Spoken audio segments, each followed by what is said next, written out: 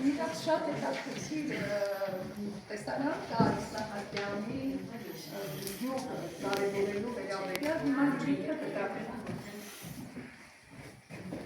Իսահակյանը մեր ժողովրդի մաքրուս գազմունքների թարգմանն է։ Նրա հավաշական խոհերի արտահայտիչը և միաժամանակ նրա ազգային հպարտությունը բարձր Ստեփան Զորյան։ Ժողովրդի սրտի մեջ շատ բան կա, որը լսեք և կգտնեք, Ավետիք Իսահակյան։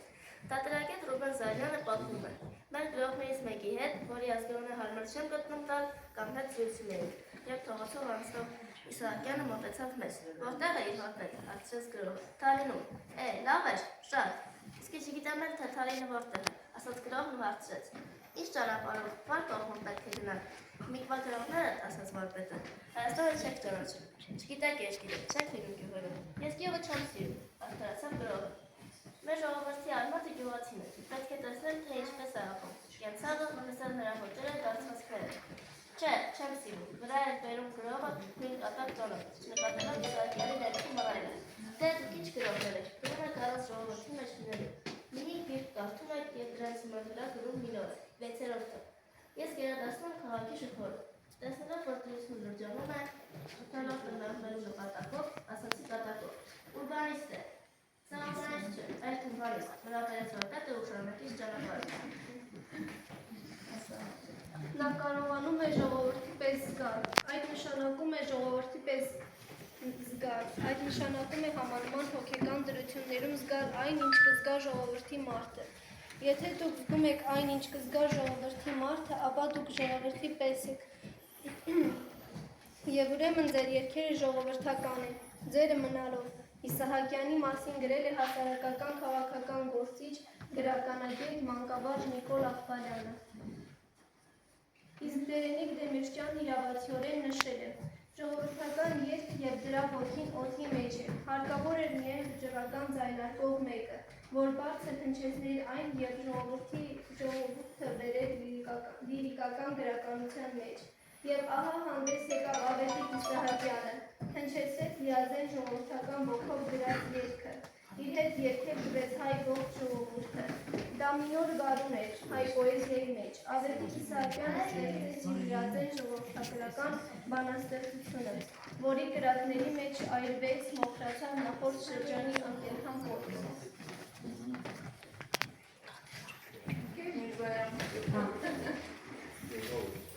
Իսահակյանի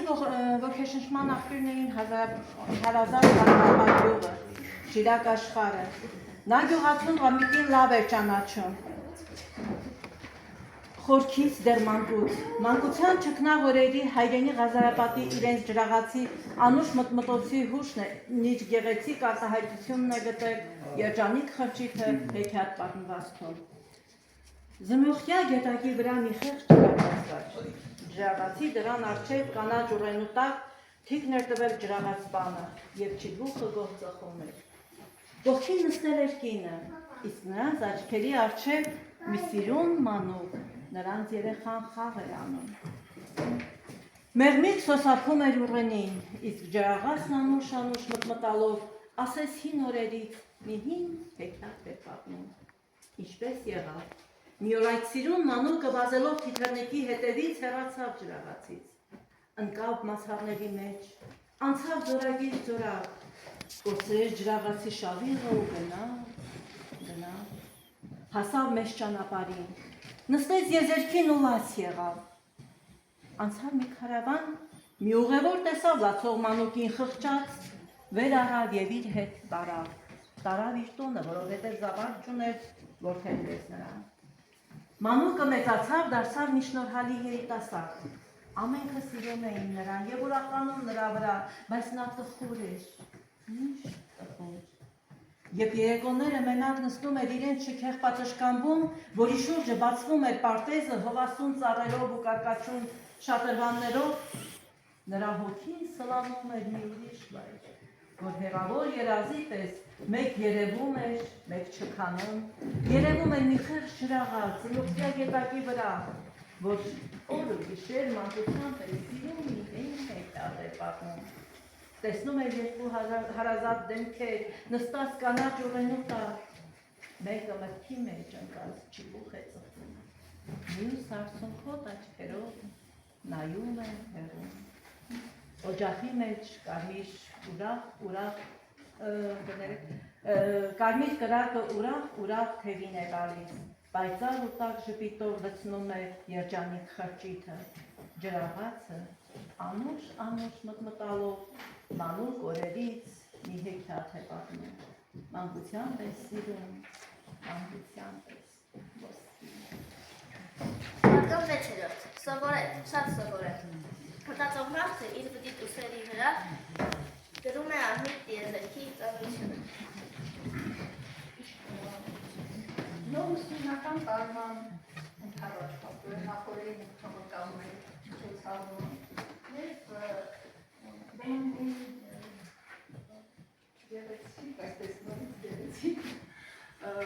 պատմություններ են ուզում են Իսահակյան որ ասել է երեխաների պատերազմական տարիներին Հայաստանի ոգները գործում էին և ոչ միայն այլև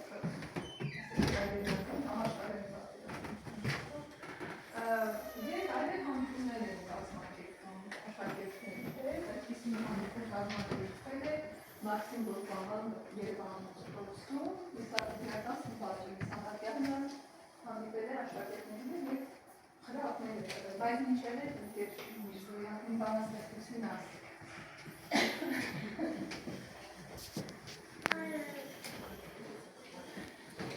Մեր սուրը փառքով դրեցինք Պատյան, մեծ հաղթանակի օրն էր ցնծալից։ Պարտվեց մահաշունչ ոսոխը դաժան, երգեր են հորդում զվար սրտերից, հոց փողոցներում աղմուկ ու շարաճ, հոսում են մարդիկ ծափով, ծիծաղով, մի մարսեղան էր բացել տան առաջ, լցրել թասերը ոսկեփայլ գինով, և անցորդներին կանչում էր, խնդրում, եղբայրներ, որդուս կենացը խմենք, հերոս էր որդիս, հաղթեց թշնամուն, ձեր որդիների կենացն էր խմենք, խմում են նրանք ցնծում երջանիկ և զարկում նորից գավաթներն իրար, նրանց մեջ մի հայր ասում է նրան, էս է մի որդու հանգստյան համար, գլխարկներն իսկույն հանում են նրանք, խոր ակնածանքով լռում են մի պահ, խմում են անձայն զոհվածի համար և հեղում գինին սուրբ հացի վրա։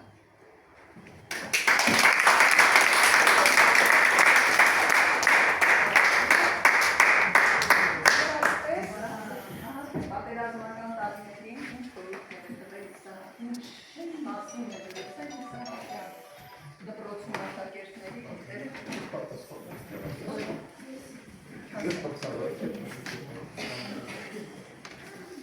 Հայ ժողովուրդը քանակոտնով է, բայց որովհետև Հայաստանը մեծ օրենքներ։ Սիրեցեք նրա մշակույթը, նրա գիրք ու գրականությունը։ Այս խոսքերն ես համբուրում եմ ու տալիս ձեզ։ Հայ ժողովրդի մասին ես շատ մեծ կարծիք ունեմ։ Հայ ժողովրդի որակն է նրան պահել և ոչ կնորը։ Մենք ստեղծել ենք հոյակապ լեզու, գրաբարը։ Մի գերմանացի փիլիսոփա ասել է, որ իր աշխատությունը միայն գրաբարով կարելի է թարգմանել, ուրիշ ոչ մի լեզու այն դիակատար կերպով արտահայտել չի կարող։ Մեր աշխարհափառը ևս դարձել է հոյակապ լեզու, մի փոքր ժողովուրդ, միշտ ճանագիտար, սակայն ստեղծել է երկու հոյակապ լեզու, հիանալի ճարտարապետություն, որն ազդել է ուրիշ ժողովրդի ճարտարապետության վրա և այլն։ 2 տարի անց Իսահակյանի նվիրած գրական մի երեկո կազմակերպվել էր Պիոներական պալատի դահլիճում։ Ներկայացնում ենք այդ երեկույթի հատվածներ։ Ես հայ մշակույթի արգասիքն եմ։ Նալբանդյանը, Հովհաննիսյանը, Դուրյանը, Թումանյանը և մեր մյուս նախնիները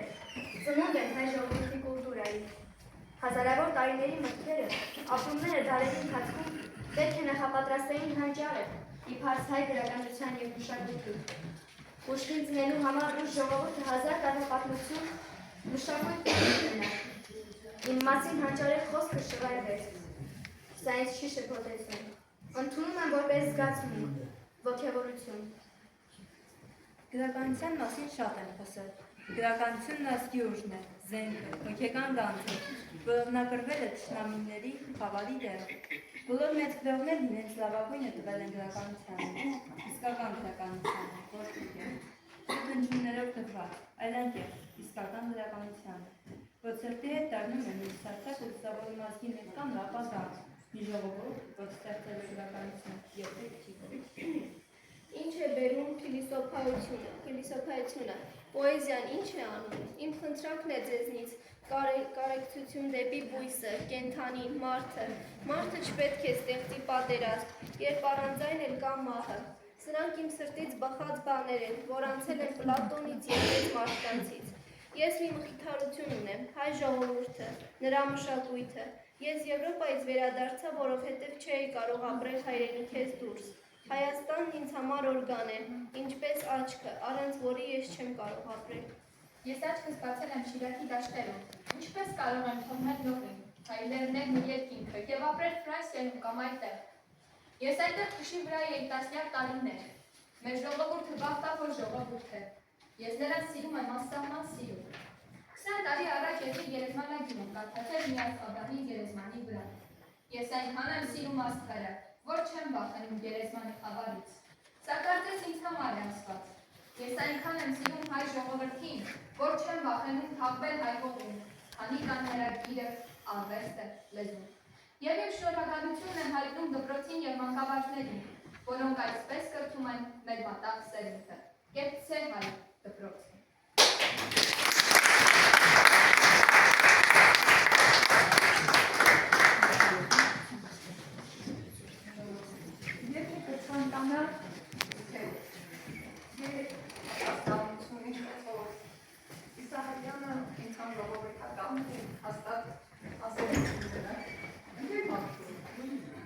Ես քիչ ասեցի։ Ես որտեղ որի որոշել ասել։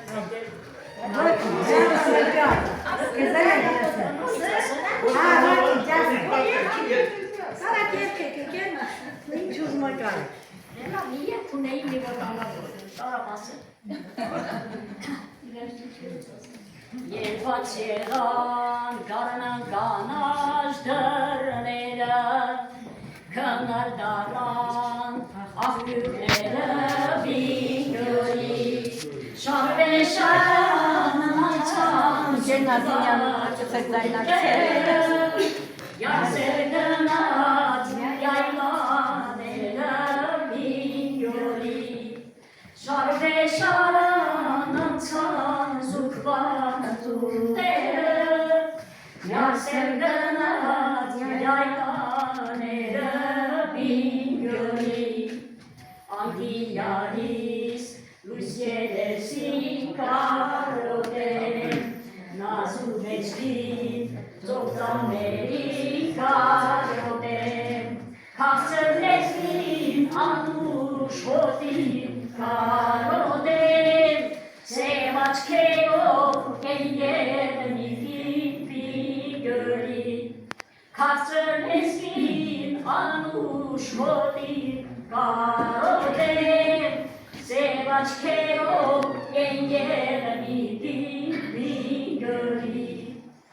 մոլորվել եմ ճամփաներին ծանոթ չեմ, դյուլաճերին ետ ու քարին ծանոթ չեմ, ես պանդուխտ եմ մեծ տերերին ծանոթ չեմ, քույրիկ ասա որն է ճամփան բինգորի, ես պանդուխտ եմ մեծ տերերին ծանոթ չեմ, քույրիկ ասա որն է ճամփան բինգորի։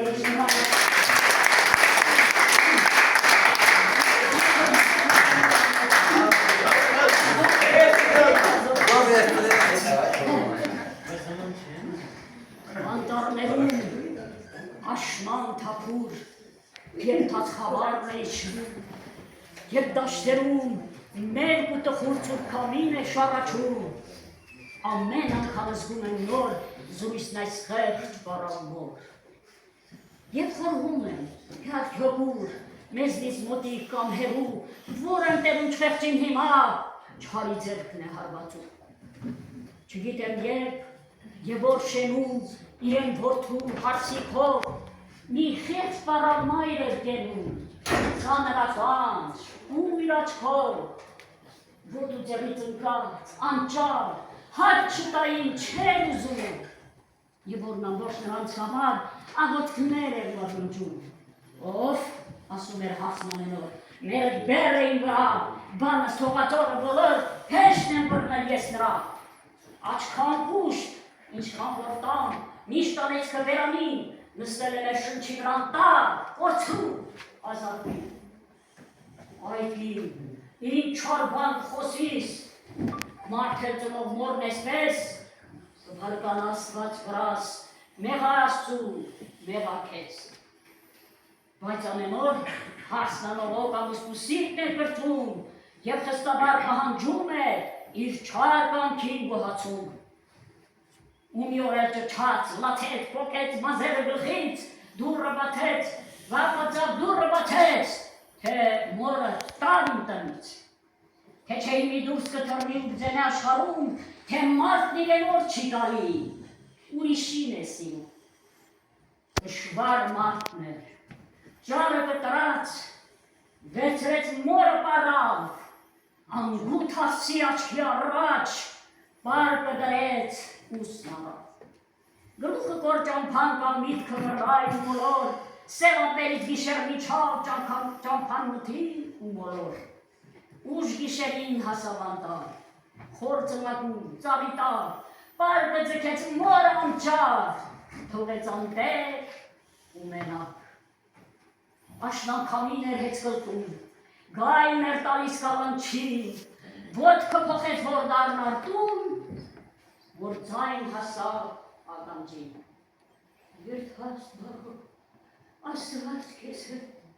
ոտքդ քարին թող չգա, տղաս,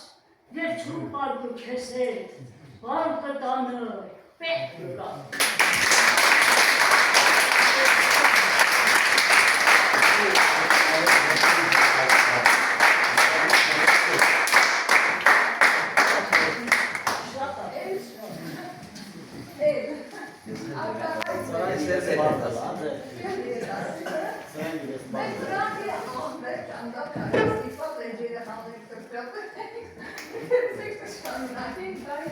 Ես կարելի է արտահայտել։ Մատչաս շնորհակալություն նախաձեռնության համար եւ կուլտուրայի բաժնեթը։ Ուրեմն կապված մեր վարպետի Ավետիք Սահակյանի հետ։ Ես սիրում եմ երաժշտություն, երբ ես ես կարճ կապեմ ու երեխաներին միանալություն ասեմ էլի արագ։ Ու դեռևս 30 տարի անց ժամանակ սիրում էի երգել գիտար վարկել, ու երգ էի երգում իմ ծրագրի, այսպես ասած մեխերից մեկն էր, կոչում էր Շուշան Փոշի Քնքուշ լուսնի Շուշան Փոշի Ետ երգը ես երգում էի, բայց ցավոք դեռևս այն ժամանակ չէի իմանում։ Այո, ինչպես միշտ։ Հիմա ես կցանկանայի երեխաներ այդ երգը գտնեմ, ես այդ երգը գիտումն եմ իմանում ունենալ։ Կարող է լինի այդ թերթերի մեջ օրերների կամ մի գրքում, կամ էլ հեռախոսում։ Ես երբ րոպեից վերադառնում եմ։